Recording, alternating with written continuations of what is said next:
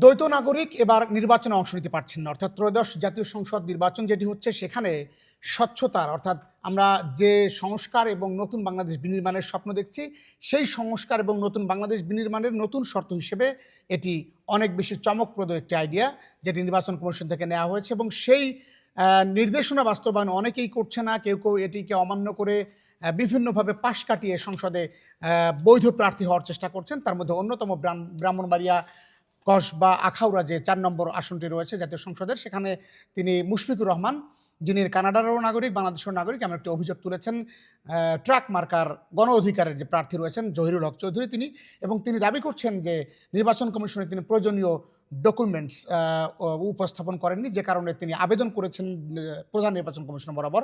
আমরা এই মুহূর্তে আছি জহিরুল হক চৌধুরীর সাথে, তার সাথে কথা বলতে চাই কেন তিনি এই আবেদনটি করলেন এবং এই আবেদন করার সময় এত নিলেন কেন, কেন আর সময় একেবারে শেষ সময়। জহিরুল হক চৌধুরী, আপনাকে স্বাগত। সালামু আলাইকুম। আপনি এই যে আবেদন করেছেন এবং দর্শক ভাইদেরকেও ধন্যবাদ, সালাম ও শুভেচ্ছা জানাচ্ছি। আমি এখানে আবেদন করার একমাত্র কারণ হলো মুশফিকুর রহমান সাহেব কানাডিয়ান নাগরিক। তো কানাডিয়ান নাগরিক হয়ে থাকলে তো ওখান থেকে নাগরিকত্ব ক্যান্সেল না করা পর্যন্ত উনি বাংলাদেশে তো নির্বাচন করতে পারবেন না। তো আমি যেহেতু ইউরোপ থাকি, আমি ইচ্ছা করলে 15-20 বছর আগেই পাসপোর্ট নিতে পারতাম। আমি নেই একমাত্র আমি দেশে এসে রাজনীতি করব।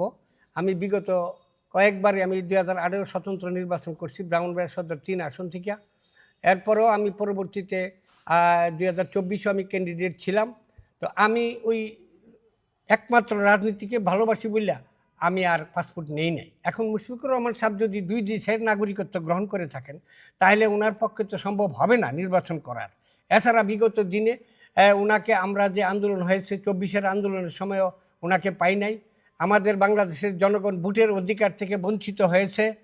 তো এখানে আন্দোলনের মাধ্যমে ভোটের অধিকার প্রতিষ্ঠিত করার লক্ষ্যে আমরা চাই একজন সৎ ও যোগ্য ব্যক্তিকে। আমরা চাই সমাজের সন্ত্রাস, দুর্নীতি, জঙ্গিবাদ, বেকার সমস্যা সমাধান, নারী ও পুরুষের মৌলিক অধিকার বাস্তবায়ন করার লক্ষ্যে কাজ করব। কিন্তু মুশফিকুর রহমান সাহেব যদি অন্যায় আচরণ করে থাকেন, অবৈধ নাগরিক হয়ে থাকেন, তাহলে তো ওনার পক্ষে এই যে আন্দোলন, যে সামনের দিকে যে ভবিষ্যৎ, জনগণের চাহিদা পূরণ করা সঠিক হবে না। সুতরাং আমি এই জন্য নির্বাচন কমিশনে আপিল করেছি।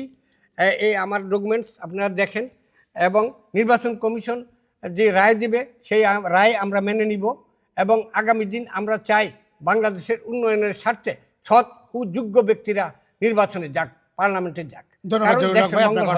ধন্যবাদ আর সাংবাদিক ভাই ও আপনাদের সবাইকে।